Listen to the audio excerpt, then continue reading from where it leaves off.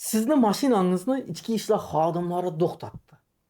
Ichki ishlar xodimlarini videoga olish mumkinmi? Qonunchiligimizda ham mumkin.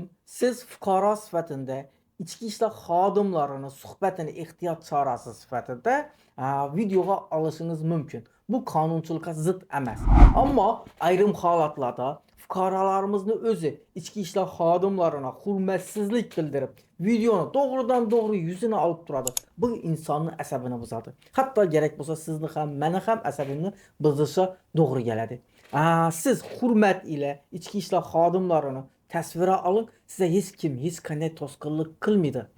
Agar ularning xatti harakatida noto'g'ri harakat bo'ladigan bo'lsa, siz video tasvirni yuqori turuvchi organga yuborib, ichki ishlar xodimlarining xatti harakatini baholashga murojaat qilishingiz mumkin. Agar ularning haqiqatan ham aybi bo'ladigan bo'lsa, bunday holatda yuqori turuvchi organ ushbu xodimga nisbatan hayfsan yoki bo'lmasa boshqa jazolar bilan javobgarlikka tortishi mumkin.